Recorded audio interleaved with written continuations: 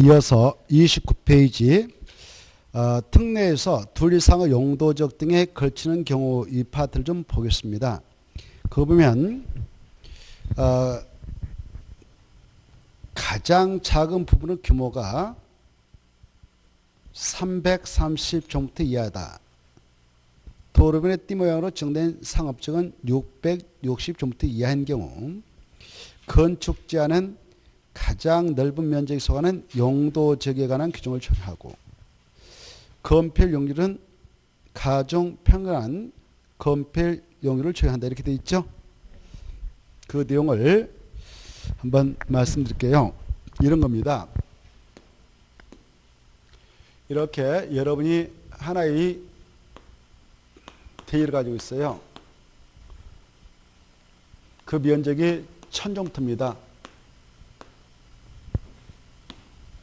그리고 이 지역은 지금 토지로 합시다. 토지. 용도적 이미 결정나 있는데 이 지역의 땅은 제 1종 일반 주거지인 땅이고요. 용도지기.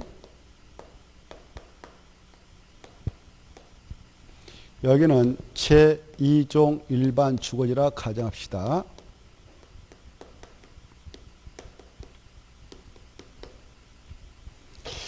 여기는 자연 녹지라 합시다.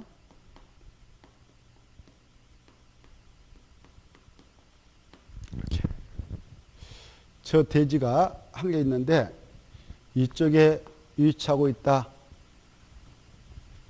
이쪽에 위치하고 있다. 이쪽에 위치하고 있다. 라고 한다면 이 대지는 무슨 지역에 위치하고 있습니까? 제1종 일반 주거지에 위치하고 있죠. 그래서 여기다 이렇게 건축물을 건축한다.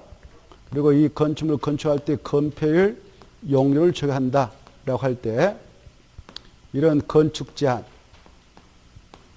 건폐율, 용적률 이걸 적용할 때는 무슨 지역에 관한 규정을 적용하면 된다? 제1종. 그러겠죠? 1종에 있으니까. 그렇죠? 그래 우리가 1종에 대해서 공부했죠? 1종 일반 주거지는 아파트 지을 수 있어 없어요?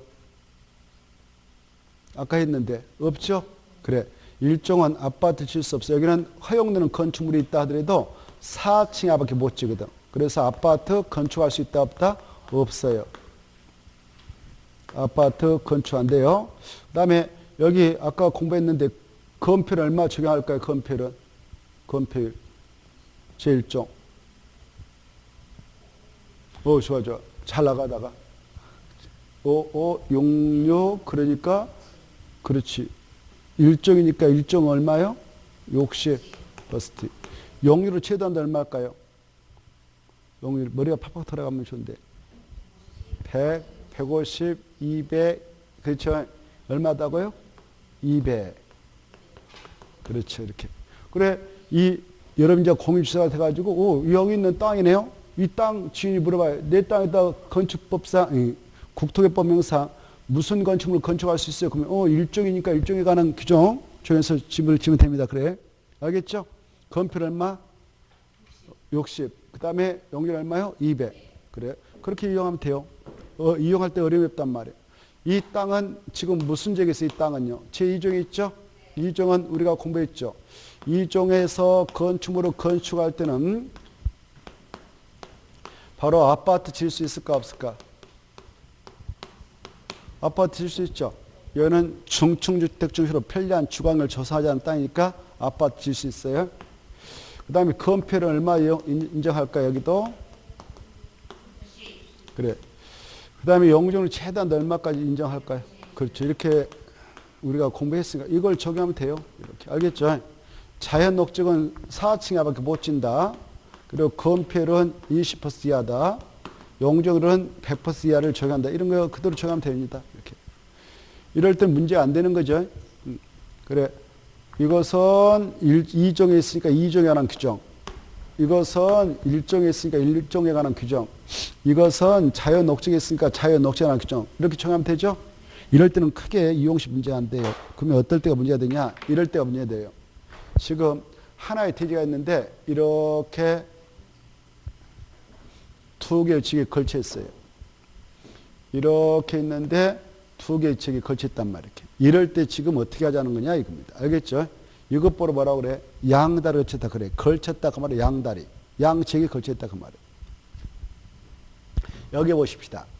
이때 걸쳐 있는데 여기 400, 여기 600 이렇게 걸쳐 있다 하고 여기 이렇게 걸쳐 있는데 여기 그냥 100, 여기 900 이렇게 걸쳐 있는데 여기 100 거꾸로 여기 900 이렇게 걸쳐 있다 가져옵시다.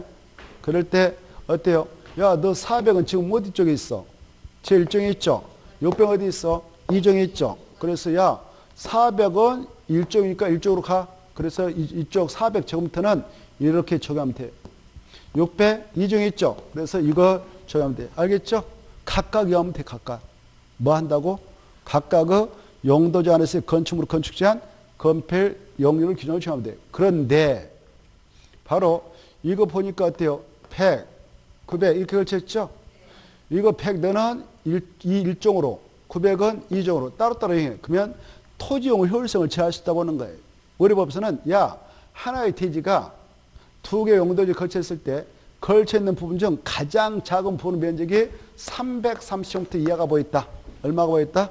330제곱미터 이하 보면 따로따로 이용하지 말고 한 문금으로 이용을 해버리자 이렇게 하고 3문금으로. 무엇을 하자고? 한 문금. 그래서 여기 보세요. 야, 너도 이쪽으로 흡수 통일. 그래서 이 대지 전체, 1,000제곱미터죠. 대지 전체에 대한 건축 제한하고 건폐율 용적률을 정할 때는 이 건축 제한은 그 대지 중 가장 넓은 면적에 속하는 용도 지역이라는 규정을 정하자 이렇게 하셨어요. 두 가지 지역 중 어디가 넓어요?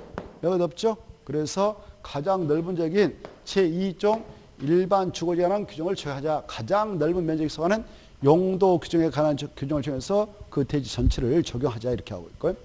이 건폐율과 용률은 그 대지 전체에 대해 적용될 건폐율 용률은 가중 평균한 값을 적용하자 이렇게 하고 있어요. 뭘 적용하자고요? 가중 평균한 값. 그러면 가중 평균한 값은 어떻게 계산하냐면은 바로 분모에 따른 전체 대지밀을 넣는 거예요. 그리고 분자에 따른 하나의 대지가 두 개 용도지에 걸쳤다 그러면 가로를 두 개 만들어가지고 플러스에 여기 봐봐요. 두 개 용도지에 걸쳤으면 분자는 가로 두 개 만들어서 플러스 가운데 가로 안에 뭐 넣느냐? 각각의 대지가 각각의 용도지에 속해 있는 면적을 쓰고 거기에 적용하는 건폐를 적용하고 그 다음에 또 면적을 쓰고 거기에 적용하는 건폐를 곱해 이렇게. 그럼 여기 대입하면 이게 가중 평균한 값이 되는 거예요. 대입해볼까? 전체 대지밀이 얼마였어요? 1000이었죠. 그리고 저쪽에 제1종에 속해 있는 대지 면적이 얼마예요? 100이었죠. 거기에 적는 건폐를 얼마였어요? 그래요. 60% 건폐. 가운데 뭐 하라고? 플러스 하라고 했죠? 그리고 또 가로치고 오른쪽에 속해 있는 대지 면적이 얼마예요? 900이죠? 거기에 적는 건폐는 얼마예요? 60. 이게 하면 이게 가중 평균 값인 공식이 되는 거예요. 이해되죠? 이걸 이제 계산하면 바로 1000, 그리고 6000, 또 6954, 54000 이렇게 되죠? 플러스 하면 아까 이거 하고 분자 얼마 나와요? 분자. 아무튼 머리가 좋으니까 나왔다 생각하고 나왔죠? 여러분들? 6000% 6954 54000% 그러면 얼마예요? 6만이죠. 6만%. 그러면 6만을 1000원 나눠봐. 그러면 얼마예요? 60%. 그래서 저 대지 전체에 대하여 그 건폐율은 60% 적용하면 된다 그 말이에요. 이해되죠? 이게 가중 평균한 값이에요. 용적률도 똑같아. 용적률도 대입을 하면 돼. 여기다 이제 용률을 곱하면 되거든. 용률 한쪽은 아까 얼마였나? 저쪽에 200. 한쪽에 얼마였어요? 그래. 이렇게 해서 계산이가 땅 나왔다, 땅 했다, 땅 해서 나오면 이게 가중 평균 값이 된 것이. 이해된가요? 이해만 하세요. 이해만. 아, 이렇구나. 이렇게. 자, 이걸 지금 그렇게 하고 있습니다. 자, 그 정도 보시고, 근데요, 이게 과거에는 과거에는 이게 몇 번 나왔어요. 근데 그때는 이렇게 개정되기 전에 간단했거든. 근데 이걸 개정해가지고 좀 복잡해서 그때는 출제를 안 하고 있어요. 복잡해가지고. 출제인데 안 하고 있어. 근데 이해는 하고 계셔야 돼요. 이해는. 중개사 해보려면 이해는 하고 있어. 아, 이런 것도 있었구나. 이런 것도 있었구나. 이렇게. 또 가로 안에 있는 거 이거예요. 이렇게 도로변이 있다. 여기 보십시오. 도로변에 이 땅이 있는데 이것도 그냥 봐보세요. 이것도 하나의 1000제곱미터라고 가지면 하나의 대지가 있는데 이렇게 있어요. 1000제곱미터. 근데 여기 보세요. 우리 도로변 보면 막 상가들 길거리 있죠. 여기 도로가 있고 상가 쫙 있죠. 있죠. 봤죠. 왜 그 상가 있냐면은 여기 우리 도로가 시민들 오고 가면서 상가 건물 이용하라고 페니스를 넣으라고. 그래서 여기 도로 주변에 띠 모양으로 딱 도로가 있던 일반 상업적이다라고 지정을 해놨어요. 이렇게. 뭐라고? 일반 상업적. 상업적은 상업적이죠? 이렇게. 그리고 좀만 뒷거는 주택가가 있죠. 그래, 여기는 준주거지요. 이렇게 있어요. 근데 이 대지가 지금 얼마짜리다고? 1000인데 일반 상업적에 그냥 편의상 400 걸쳐 있고 이쪽에 600 걸쳐 있다 가정해봐 이렇게. 이렇게 하면 어떻게 돼? 아까 이걸 저기 하면 야 하나의 대지가 2개 용도에 걸쳐 있는데 걸쳐 있는 부분 중 가장 작은 보는 면적이 330m 이하이면 아까 이렇게라고 그랬죠? 요거로 해석하면 초과하면 각각이죠? 각각이었잖아 아까. 각각. 그랬죠? 각각인데 야 그럼 이것도 각각이다? 각각이면 어떻게 되냐?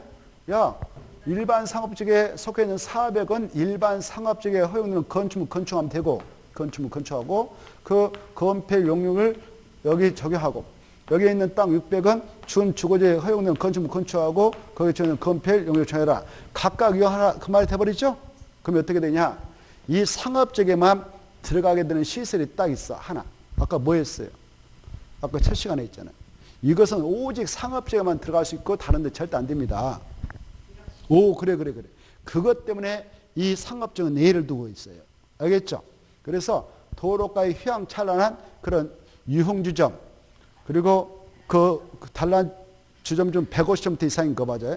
그거 유락설이라고 했죠. 아까 유흥주점, 그 다음에 바닥 면적 합계 150m 이상인 단란주점, 무도점, 무다원, 카지노 없어요. 이것도 유락설 있죠?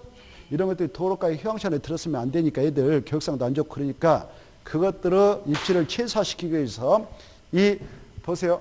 도로변에 띠모로 지어내는 상업적에 걸쳐있는 이런 필지 경우는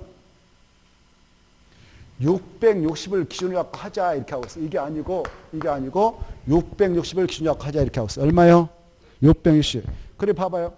이 땅도 다 660을 초과하면 각각 적용하면 되지만 660 조금부터 이하인 부분이 있다. 그러면 둘 다 660 조금부터 이하죠? 그런데 가장 작은 부분이 어디예요? 여기고 여기는 가장 넓은 지역이 되죠?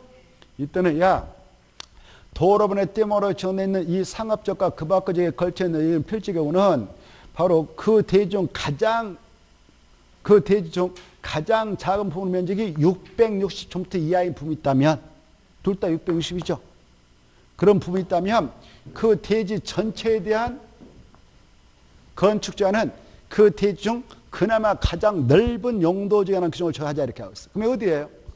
그렇죠. 그래서 이 대지 천에 대해서는 일반 상업적에 허용되는 것이 건축하면 안 되고 이걸 전체 준주거지역에 허용되는 건축만 건축을 하자 이겁니다. 그러면 유락설의 입지가 어떻게 최소화되겠죠? 그렇죠. 여기는 유락설 못 치겠죠? 400에도 이런 특례를 두고 있는 거예요. 유락설 입지를 최소화시키기 위해서. 그거 가로 안에 있는 것은 그거니까 그것도 받으세요. 좀 어렵죠? 어렵죠. 그래서 나올 가능성이 희박하지만 아무튼 이런 것도 있다. 과거에는 이게 시험에 나왔습니다. 그 다음에 이제 녹지역 봐보세요. 녹지역은 외해가 인정돼요. 녹지역은 보전하지 않은 땅이죠. 그래서 하나의 대지가 녹지역과 그 밖의 지역에 걸쳐 있는 경우 다만 그 규모가 가장 작은 녹지로서 녹적이 330제곱미터 이하인 경우는 제외된다. 뭐 복잡하죠? 이건 넘어가도 되겠어. 그냥 시험에 나올 가능성이 희박하니까 넘어가고 하면 할수록 여러분들 머리 아프다 보니까 제가 해드리면 좋은데 그것보다도 넘어가서 고도주가 방아주는 간단하게 그거 나올 수가 있어요. 고도주 방아주 찾나요? 네. 그건 꼭 알았어요. 고도주 방아주.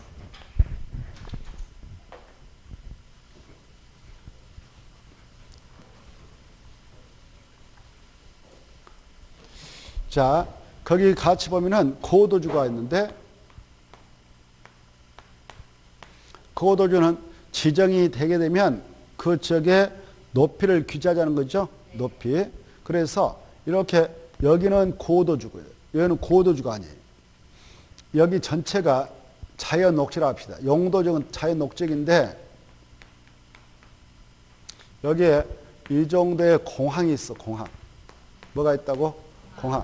근데 공항 주변에 건물 높게 올라가면 되겠어? 안 되겠어요? 안 되겠죠. 비행기가 이착륙하면서 바로 박아버리면 비행기 떨어지고 사람 죽을 거 아니에요. 그래서 야, 이 공항 일대를 근처에서 반경 2km 이내는 고도주가 알아 묶어버렸어. 고도주가. 그래서 이쪽은 자연 녹지면서 고도로 묶여있고 여기는 자연 녹지인데 고도주가 아니에요. 그리고 도시 공가로 높이를 딱 고시하기를 여기는 4m 이렇게 딱 고시했어. 그러면 높이를 고시해놨다면 4m 초과해도 돼? 초과해서는 안 돼. 초과해서는 안 된단 말이에요. 알겠죠? 최고 높이를 얼마로 고시했다고? 4m.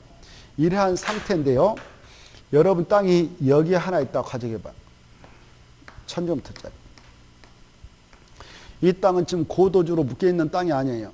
아니죠? 그래서 여기다 건축물 건축할 때는 무슨 지역에 허용되는 건축물 건축하면 돼? 자연녹지에. 자연녹지는 몇 층까지 질 수 있어? 하고 그랬어? 4층이야. 그래서 건폐는 얼마고요?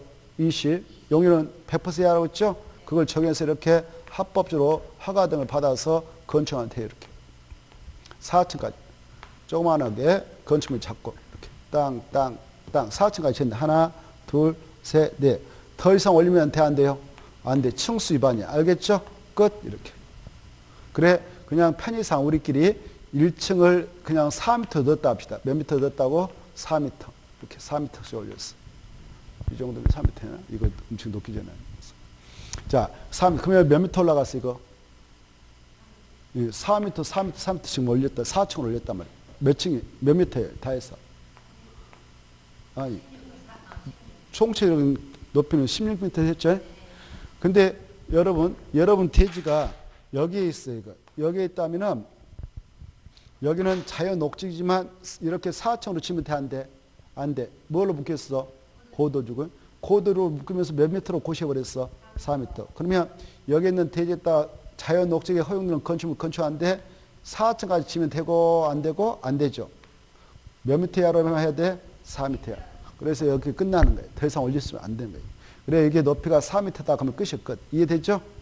이때 이 고도주가 지정이 되어졌고 그 지정 목적을 이 지구의 지정 목적을 달성해 나가고자 할 때 건축물로 높이만 규제할까? 대지 높이는 규제하지 않을까? 대지 높이. 대지는 규제하지 않을까? 규제할까? 대지까지도. 1. 규제받을 것이다. 대지까지. 2. 대지는 규제받지 않을 것이다. 규제받지 않아? 그러면 봐봐. 대지 규제받지 않으면 대지 흙이죠. 땅이죠. 땅에다 막 흙을 쌓아가지고 100m 올렸어. 규제 안 받는다고 해가지고 여러분 같이 딱 막 올렸어. 그래서 비행기가 올라가서 잡아버려. 비행기를 올라가서 여기서 야 비행기야 나 잡아버려야겠다. 이거 규제받지 않겠네. 여러분 생각들 한다면 그쵸? 규제 받겠어 안 받겠는지. 그렇죠. 규제해버려야 되겠죠. 이런 문제가 있으니까. 그래서 이 고도주가 지정되면 건축만 규제한 것이 아니라 뭐까지 규제해버린다고? 대지까지. 그래서 보니까 야 고도주고 지금 고시하면서 4m 초과 안 된다고 그랬어. 그래서 딱 이거 해서 이거 올리면 위반이에요. 알겠죠? 그러지 않아요. 그 대지 규제하지 않으면 이런 문제가 발생하니까. 그래서 고도주가 지정되면 건축만 규제하는 거라 대지까지 동시에 규제해버리구나 이렇게 하십시오. 꼭 하시고. 그래서 이렇게 했어 이제. 여기서 끝이야. 끝. 그런데 여러분 대지가 또 이렇게 했네요. 봐봐요. 또 이렇게 있어. 대지가. 이것은 어때? 지금 자연 녹지이면서 고도주 일부 거쳤고 고도주 안쪽에 거쳐 있죠. 이때 여러분이 건물을 배치할 때 여러분 따니까 이렇게 이쪽에 도로가 있다 합시다. 도로가 있어요. 이렇게 도로가 있기 때문에 건축물을 배치할 때 여기다 배치하면은 사람들이 안 들어올 것 같아. 너무 안쪽으로 들어오니까. 옆에 있는 땅 주인은 다 옆에다 이렇게 여기다 건물 지어놨어. 이렇게 4m 이하로 해놨는데 사람들이 다 오래 들어가 볼 것 같아. 여기다 하면 사람이 안 들어올 것 같아. 건물 지어서 이용한대. 이렇게 해야 돼. 여러분 그러면 어때 건물 지어가지고 어떤 수익성을 높이고자 한다. 그때 별로 장사 못 하겠죠? 사람 안 들어오잖아요. 너무 거리가 접근성이 떨어지니까. 그래서 이 사람이 나도 그러면 건물 이 사람들하고 비슷하게 안쪽에다 이렇게 하겠다. 이렇게 건축물이 건축될 때에 어때요? 건축물이 지금 어디에 걸쳤나요? 고도에 걸치게 됐죠? 이때 고도 중에 걸치지 않는 이 파트는 4m로 이렇게 지어도 될까? 4층으로 이렇게 될까? 이런 문제가 있겠죠. 고도주 안쪽에. 우리 법에서는 하나의 건축물이 고도죽의 일부라도 걸치게 되면 이 건축물 전부하고 이 건축물이 들어설 이 대지 전부대에서는 고도주가 하는 건축 및 대지와 똑같은 기준을 받는다 이렇게 하고 있어요. 이해돼요? 이게 중요해. 자, 뭐가 고도죽의 일부라도 걸치게 되면 그렇다고? 건축물이. 자, 그게 바로 고도주입니다. 자, 고도지구에서는 건축물이 걸쳐 있다. 그다 건축물이 고도주에 걸쳐 있는 경우는 할 때 건자 앞에다가 아라비아 숫자 1을 써봐. 여러분 말씀대로 한 개 건축물이 고도주에다 내묻혀 놓고 걸쳐 있는 경우는 건축물만 규제해, 건축물 및 대지 전부 규제해. 그게 중요해. 둘에다 딱 건축물 및 대지 전부에 대하여 고도주간의 건축물 및 대지라는 규정을 정한다 이렇게 되어 있죠. 자, 둘 다 적용받습니다. 그런데 방화주는 또 달라. 자, 여기가 중심 상업지구예요. 중심 상업지구. 여기는 도로가 이렇게 있고 여기 좀 새끌로 있는데 도로가 이쪽은 도로가에서 여기다가 방화주를 칭해버렸어. 방화주. 여기다가 건물 치면은 땅 주인들이 엄청난 수익성이 높으니까 건물을 촘촘히 질 것 같아. 중심 상업지구는 건필이 얼마예요? 건필이 90% 이하죠. 그래서 이 땅 주인들이 이렇게 있다. 이 땅 주인이 있다. 이렇게 땅 주인들 있다면 여기 콱 채워버린단 말이야. 거의 90%니까. 그래 이 건폐율이라는 것은 대지 면적당 건축 면적 비율을 말하는 것으로서 이 건폐율에 의해서 대지 안에 들어가는 건축 면적 크기가 규제되죠. 이때 건축 면적은 예벽의 중심선으로 들어가서 부분을 수평투명의 산정식 원칙이에요. 예벽이 만약 어마어마하게 두꺼워가지고 1m 있다. 예벽 두께가 그러면 중심선은 안쪽까지 들어가 50cm 안쪽으로. 그걸로 들어서 부분을 수평투명으로 건축 면적이 들어서거든. 알겠죠? 그럼으로써 사실상 이 대지 안에 건물이 꽉 차는 느낌이 들 거예요. 잘못하면. 그러면 여기에 건물 지어놨다 지어놓으면 여기서 화재 발생은 연사적 확산으로 이어지겠죠. 다 불타버리겠죠. 그래서 이런 장소는 이 중심 상업지까지는 그런 화재 위험을 예방할 수 없어. 그래서 여기다 이 일대는 방화주야 라고 칭했어. 방화주. 뭐로 칭했다고요? 방화주. 이렇게 방화주. 예정에 방화주가 아니에요. 근데 이 땅은 이렇게 지금 걸쳐 있어. 이렇게 방화주가 안쪽하고 방화주. 이렇게 이때게 이쪽 그리고 또 여기도 이렇게 이 땅은 이렇게 별도로 돼 있어요. 여기는 방화주고 땅도 달라. 여기는 지금 바로 현장에 가보면 경계선 없고 여기는 방화주가 아니에요. 이때 이 건물주가 여기다 건물 질 때 대지 소유자가 이렇게 건물 진다면 이 건축물은 그냥 일반적인 건축물하고 똑같이 건축하는데 방화주 안에다가 건물 질 때는요 지붕하고 예벽하고 주요 고주부, 우리가 주요 고주부 공부했어 안 했어요? 주요 고주부 내기바보지 주주 생각나요? 그런 것들을 화재가 발생할 때 불에 잘 타지 않는 성질, 불에 견뎌낼 수 있는 성질, 그걸 내화구조라고. 뭐라고 한다고요? 내화구조. 화재가 발생했을 때 그걸 견뎌낼 수 있는 구조, 잘 타지 않게 견뎌낼 수 있는, 이걸 내화구조라고 합니다. 내화구조로 건축물을 건축하도록 규율받아. 방화주 안에 들어가서 건축물을 건축할 때 예벽과 지옥구조와 지붕은 무슨 구조로 해야 된다고요? 내화구조로 하도록 규정받습니다. 그러면 그만큼 건축비도 많이 들어가요. 그래서 보세요. 여기 방화죽에다 이렇게 검을 칠 때는 내화유를 해. 그때 이 땅이 보니까 방화주가 아니고 방화주고예요. 이 땅이 엄청 크잖아요. 이 사람이 건물을 배치할 때 여기다 하면 당연히 방화주거니까 내화유를 해야 되겠죠. 그러면 여기다 만약 건물을 배치한다면 내화유를 할 필요 있어 없어? 그렇죠. 오, 대단하시네. 안 보고도 어떻게 알아버렸어? 대단하시다. 여기 자 내화구주를 안 해요. 그러면 보세요. 내화구주를 안 하면 건축비가 적게 들어가죠. 그래서 이 땅 주인 여기까지 땅이니까 여기다 건축비 절감해서 내화구주 하는 걸 피하려고 여기다 진다. 그러면 수익성이 있겠어 없겠어? 사람들이 잘 안 들어줘. 멀리 들어가니까. 그렇죠? 그래서 어쩔 수 없다. 내 땅이니까 내가 알아서 하겠지만 어쩔 수 없이 그냥 넓게 자꾸 하자. 이렇게 내 땅이니까 콱 채워가지고 건물 지차. 이렇게 할 수 있죠? 이렇게 건폐율 적용해가지고. 그런데 일부는 지금 어떻게 돼 있어요? 방화죽에 걸쳐 있고 일부는 안 걸쳤죠? 그때는 방화죽 안에 있는 건축만 내화유로 하면 될까? 다 해야 될까? 통째로. 오, 좋았어. 대단하시네. 그래서 하나의 건축물이 방화주가 그 밖의 장소에 걸쳐 있다 하더라도 이 건축물 전부에 대해서는 방화주 안의 건축물이라는 규정을 정해서 내화유로 통째로 해야 된다. 이렇게 하십시오. 됐죠? 이때 건축만 그렇게 내화유로 하면 될까? 대지까지 해야 될까? 오, 그렇죠. 대지까지는 방화주가 정될 때 규정하는 거 아니에요. 왜? 여기서는 불날 일이 있어 없어? 없어. 그래서 방화주가 나오면 대지가 나오면 안 되고 건축만 나와야 된다. 알겠죠? 됐죠? 자, 그 다음에 이제 그런데 말입니다. 이 하나의 건축물의 방화주가 그 밖의 장소에 걸쳐 있게 되는데 이 경계에다가 건물 경계에다가 구역을 해. 그래서 여기다 방화벽을 설치해서 듭니다. 방화벽을 뭘 든다고요? 방화벽.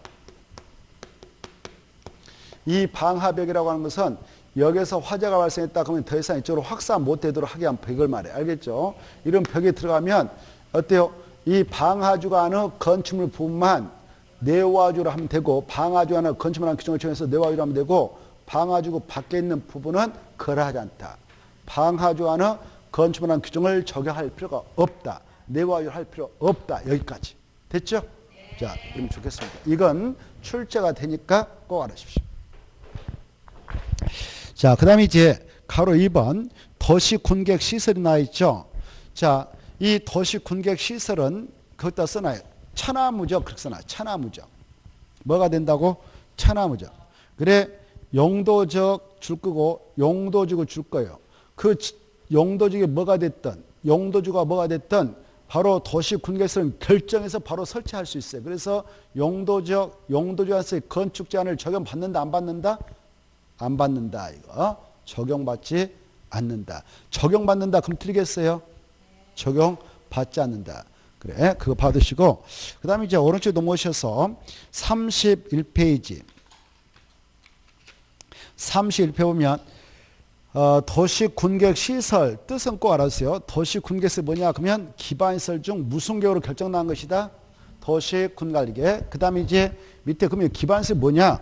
기반시설은 박스와 같다 이렇게 돼 있죠. 이 박스 안에 있는 것을 네 자로 뭐라고 한다고? 기반시설. 엄청나죠. 그래?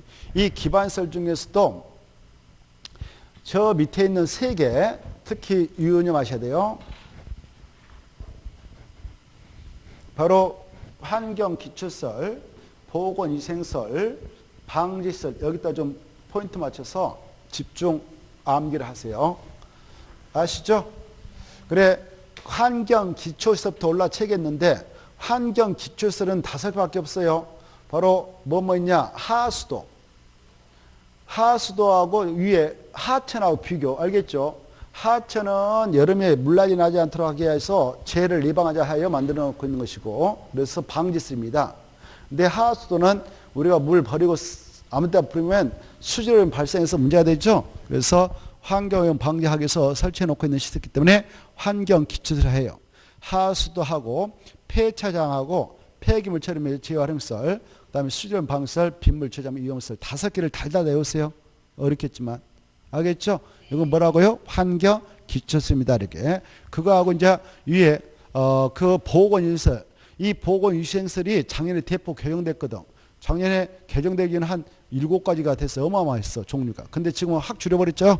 3개밖에 없죠. 그래서 우리 인간들, 살아있는 인간의 건강을 위해서 설치되어 있는 것이 그거예요. 살아있을 때 우리가 건강을 위해서 사용되는 것이, 이용되고 있는 것이 정어리슬 있죠. 돌아가실 때 아무 데서 돌아가면 전염병 확산, 살아있는 사람들 다 생명을 위협해요. 그래서 돌아가신 분들 여기서 돌아가시도록 하자 해서 인사하고 나누고 보내시잖아요. 그렇죠? 그게 뭐예요? 장례 시설. 그렇죠? 그래. 그 다음에 우리가 같이 했던 친구들 있잖아요. 가축들. 가축들도 여기저기서 잡아가지고 제거하면은 전염병 확산될 수가 있어. 그래서 우리 살아있는 사람들 건강위협을 할 수가 있으니까 여기서 잡아서 이렇게 보내자 해서 만든 것이 도축장이에요. 도축장. 3개를 꼭 암기하세요. 결국 우리를 위해서 있는 거예요. 그거. 우리 건강을 위해서. 그래서 보건위생설로 묶어놨습니다. 그 다음에 재해를 예방하자는 것이 방위설인데, 방위설은 하천하고 여름에 한 번에 물이 쫙 내려가면 위험하잖아요. 그래서 물이 쫙 흘러가게 한 것이 하천, 재해를 예방하기 위해서. 그리고 한 번에 싹 내려가면 안 되니까 일단 막아놓자 해서 저수지가 있고, 웅덩이를 크게 파자 유수지가 있어요. 유수지. 이런 것들이 다 재해를 예방하는 방위설입니다. 그래도 무릎 피해를 방지하자 해서 뭐가 있느냐? 바로 방조설비도 있고, 바닷가에 물이 넘쳐면 피해가 엄청 크죠. 방조설비. 바람 피해를 방지하 방포설비. 그 다음에 바로 이 산사태 홍수 방지를 위해서 재해를 예방하자 해서 만든 사방설비. 이런 것들 쭉 읽어보십시오. 거기 방수설비 이런 것들 받으시고, 방풍설비, 방화설비. 그 다음에 나머지 통과하고요. 특히 저 위로 올라가셨어요. 위로 올라가셔서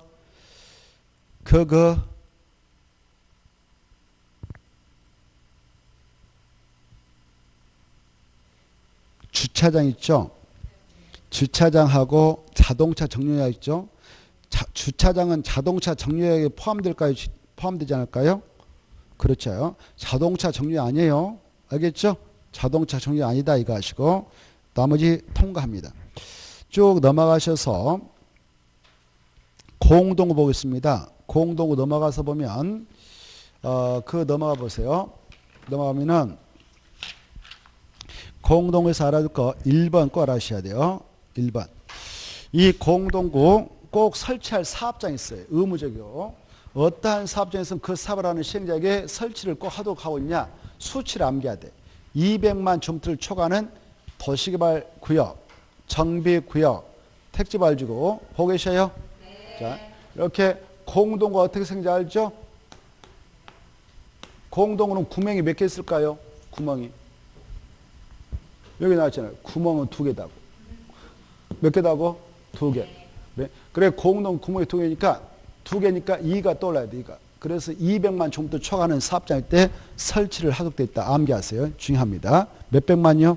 200만. 그래, 그 면적이 200만 정도 초과하는 도시발구역, 정비구역, 택지발주고, 대종사업, 뭐냐, 그 도청지 신도시, 공공주택지구 이런 사업장 면적이 200만 정도 초과하면 그 사업 시행자가 공동으로 꼭 설치해야 된다 이거 하시고, 설치 비용은 바로 점용 예정자하고 시행자 함께 부담합니다. 그 다음에 밑으로 내려가셔서 4번 이 공동구 점용 예정자는 그 설치 비용을 내게 될 때 공사 착수하기 전에 3분을 일단 내고 공사가 완료되기 전까지 나머지 3분을 내면 됩니다. 특히 2번 중에 2번이 아니라 두 번째 칸이 중요한데, 공동화 이렇게 설치됐다. 이렇게 공동화 도로 밑에 이렇게 터널 만들어졌어요. 도로 밑에 반드시 지하 때문에 이걸 설치하거든요. 그래서 이렇게 공동화 설치됐다. 여기 공동 가서 보면 이렇게 생겼어요. 위에가 도로가 쫙 있고 공동 이렇게 똑같이 생겼어요. 이렇게 땅 밑에 이렇게 어마어마 커요. 이렇게 생겼어. 쫙 있단 말이에요. 공동. 이렇게 공동화 설치되면 이 공동구에 수용될 시설은 대통령으로 정하는 바에 따라 모두 수용해야 돼. 알겠죠? 모두 어찌 한다고요? 수용. 무엇이 정함에 따라 근다고 해서 제가 대통령령이 국토계획법률 시행령을 대통령이라는데, 우리 국토계획 및 이런 법률을 국회에서 만들 때, 여기에다 수용될 시설은 대통령령에다 위임하겠다 해서 대통령에다 넘겼어. 위임받아서 대통령령을 통해서 이제 그걸 구체적으로 정할 때게 그래 알았어. 여기에 있는 들어갈 시설은 이런 것들 꼭 수용해야 되는데 이 두 가지만은 공동구 협의의 힘을 거쳐 수용할 수도 있다라는 규정을 두게 됩니다. 이게 중요해. 바로 여기에 뭐 열수송관, 쓰레기수송관, 중수도관, 수도관 뭐 이런 거 또 그 통신관, 전시설로 이런 것들 꼭 집어넣어야 되지만 어떠한 것은 공동구 협의의 힘을 거쳐 수용할 수도 있냐? 그렇습니다. 이걸 가지고 두 번 냈으니까 이걸 꼭 암기하시오. 알겠죠? 가스관하고 뭐 가스관하고 하수도관. 이게 이제 중요해요. 하수도관. 이게 관 속에 뭐가 흘러가고 있다고 쓰고. 그렇죠. 대단하시네. 이건 진짜 가스. 이건 뭔 가스? 부패가스. 그렇죠. 그래서 폭발 우려가 있으니까 그것은 협의, 공동구 협의의 힘을 거쳐서 수용할 수 있다. 이게 중요해. 거기 줄 거예요. 7번 가스관, 8번 하수관. 눈에 탁 튀게 거기 있죠. 공동구 협의의 힘을 거쳐 수용할 수 있다. 찾았나요? 자, 그거 꼭 봐두시고 밑으로 내려가셔서 바로 1번. 공동구가 이렇게 설치되면 안전사고 발생하지 않도록 관리를 하게 되는데 법적으로 누가 관리하느냐? 특광, 특특시장수지, 국토교통부장을 하면 드린다. 그 다음에 이 공동구 관리청장이 아까 관리자 6명 있었죠? 이 관리자들은 입으로 관리할까? 관리계획을 수립해서 시행할까? 그렇습니다. 공동구 안전 유지 관리를 꼭 수립해서 시행해야 돼. 몇 년마다 수립할까요? 몇 년마다? 그렇죠. 5년. 이거 가지고요. 이거 중요해가지고 이거 가지고 두 번 출제. 3번은 매년 이렇게 한번 나왔고 한 번은 10년마다 이렇게 나왔어. 그러면 틀리겠죠? 여기 이 관리자 조금 전에 특별시장, 광역시장 이 자들이 나왔었어요. 이 자들은 선출직이에요? 임명직이에요? 그 정도 알고 계시죠? 선출 누가 뽑아요? 그 시민들, 국민들이 뽑죠? 그래 지방선거 할 때. 그래 얘네들 당선되면 몇 년 해먹을 수 있어요? 임기가 몇 년일까? 그래 그 정도 알고 계셔야 돼. 이제 공회사 중개업을 해보려면 그런 상식은 알고 계셔야 돼. 아무것도 모르면서 하면 이제 중개업하기 좀 힘들어요. 손님들하고 이야기할 때 막 뭐 집 이런 사람들은 10년 해먹는다 그냥 속 터져버리죠. 5년 해먹어버린다 속 터져버리죠. 아 이분은 어떻게 해서 중개사를 땄을까 이렇게.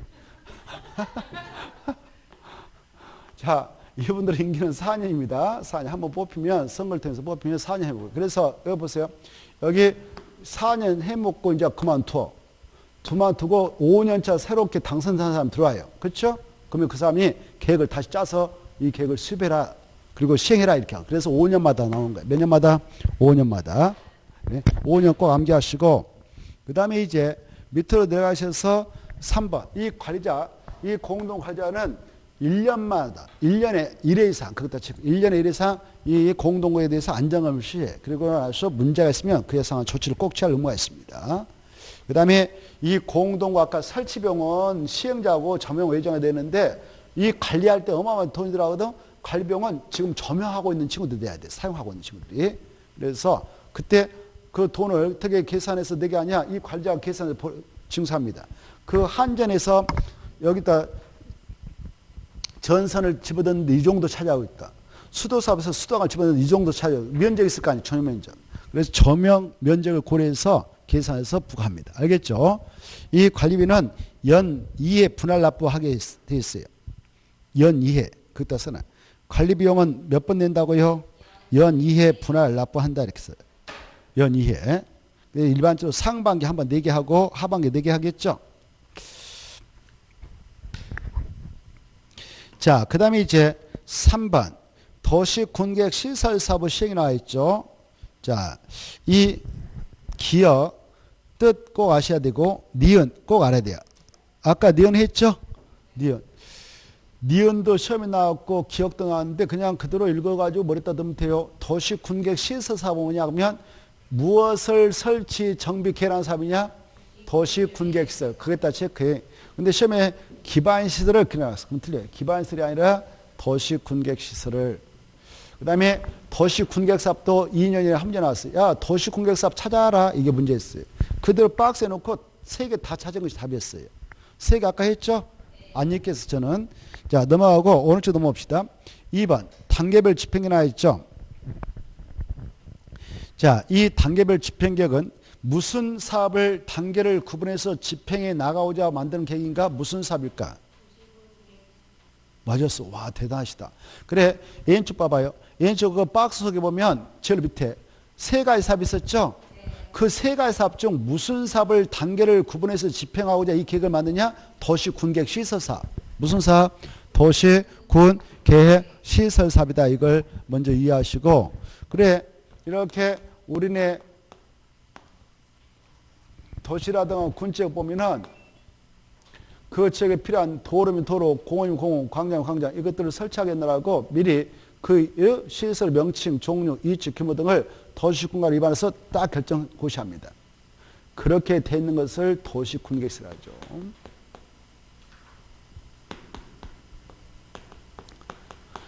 그래, 이 땅은 그 시설이 공원, 여기도 그렇게 결정해놨는데 그 도시군계획서로 묶어놨는데 이 시설은 도로, 여기도 해놨는데 결정고시했는데 그 시설이 광장, 이렇게 결정고시했다 합시다. 결정고시를 해버리면 이거 무슨 계획으로 결정고시한다고 그랬어요? 도시, 군, 관리로 결정고시한다고 그랬죠?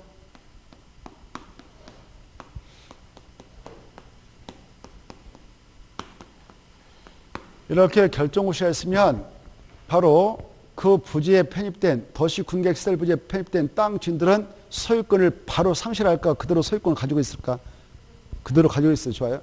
다만 이 도시군계획시설인 공원, 뭐 광장, 도로 설치하기 위해서 미리 그 부지를 결정한 땅인 만큼 거기에서는 건축허가 내주지 않습니다. 공작물 설치가 내주지 않습니다. 알겠죠? 그래서 이런 것들은 하지 못하도록 제한받습니다. 이거 못하도록 하기 위해서 미리 찜을 해놨거든. 이걸 설치해버리면, 허가받아서 건축하고 설치해버리면 다음에 저 사업할 때 어마어마한 보상을 치러야 되고 부셔야 돼. 그러면 어마어마한 경제적 손실 크죠? 그래서 그런 거 못하도록 막아놓기 위해서 미리 구성력 있는 도시군으로 결정고시한다고 그랬죠? 자, 그래, 이렇게 결정고시합니다. 다만 건축으로 건축, 공작물 설치 허가만 안 내주지 종전 그대로 이용하면 되는 거죠. 그래, 이제 이렇게 결정고시 놓고 바로 저 사업을 집행합니다. 저 시설, 공원이면 공원 설치 사업, 정비 사업, 개량 사업, 도로, 광장, 설치 사업 이런 것들을 하는데 이 사업을 도시, 군계획, 시설 사업이라 하죠.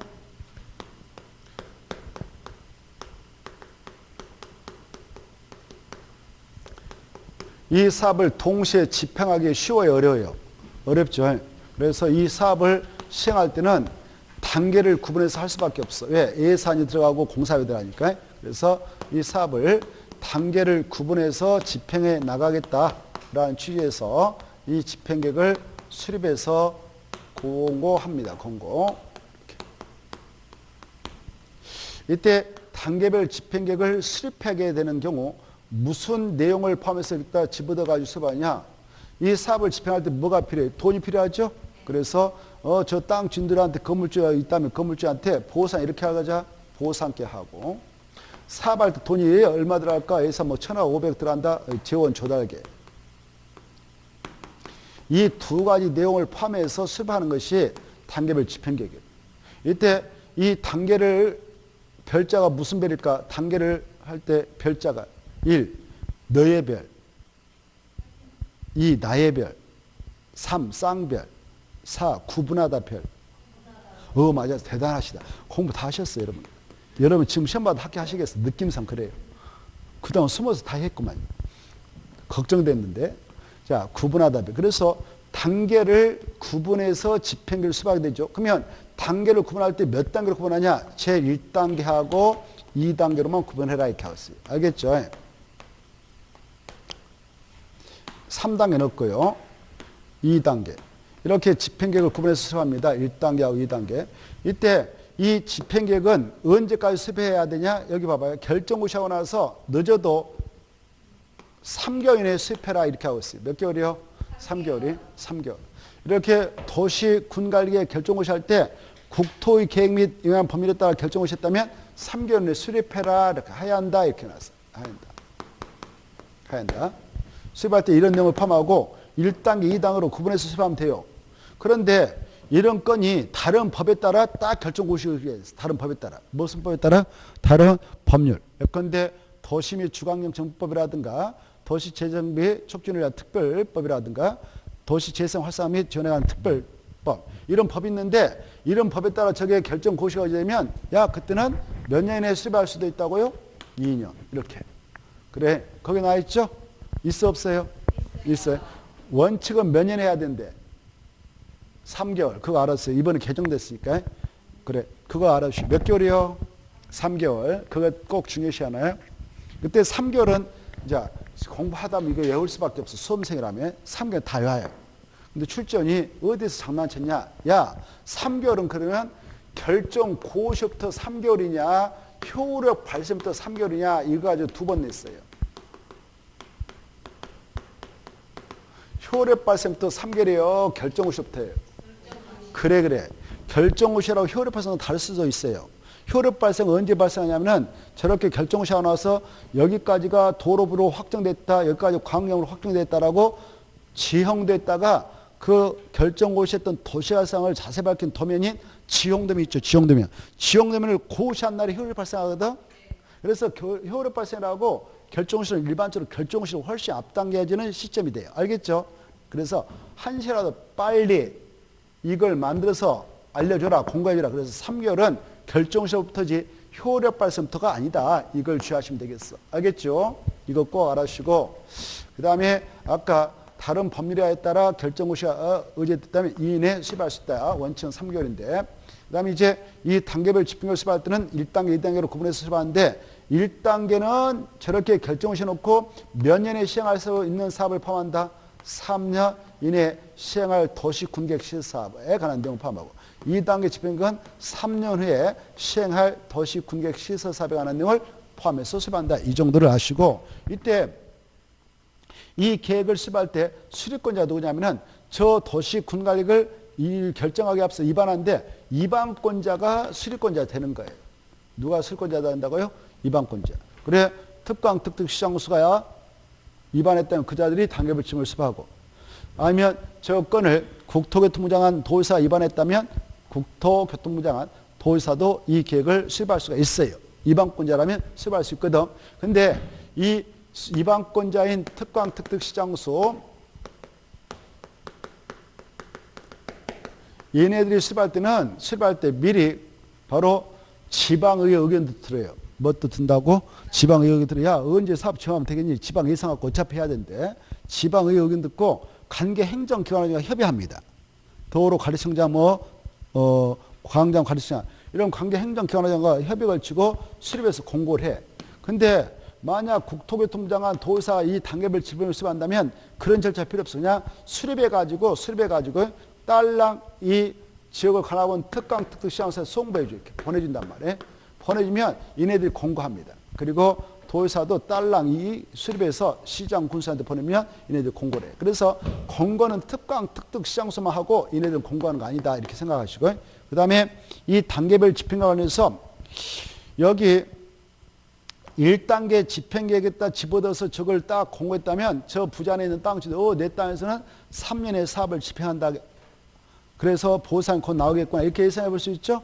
근데 만약 2단계 집행계획에 포함된 부라면 내 땅에서는 몇 년에 시행될 가능성이 없다는 걸 알게 돼. 3년. 3년 해야 그 말을 언제 할지 모른단 말이죠. 그래서 10년이 지나버렸네. 10년 동안 사업하지 않고 방치됐네. 그걸 뭐라고 하냐? 장기 미집행 도시군객습이라고 그래. 뭐라고 한다고요? 장기 미집행 도시군 계획시설 부지를 합니다. 그 다음에 봐보세요. 이렇게 예산이 없어가지고 10년이 아니라 따다다닥 해가지고 20년 지나버렸어. 사업 안 했어. 그러면 어떻게 될까? 20년이 된 날 다음날에 저 결정은 실효가 돼가지고 없던 걸로 해버려. 몇십 년 지날까요? 하면 20년. 알겠죠? 20년이 된 날 다음날에 그 결정은 효력을 잃게 됩니다. 알겠죠? 그러면 만약 여기 봐봐요. 1단계 집행계획에 들어있다면 몇 년의 사업은 시행될까? 3년에 시행할 거 아닙니까? 그렇죠? 이때 사업을 한다. 이게 도시군객 시설 사업이 되는 것입니다.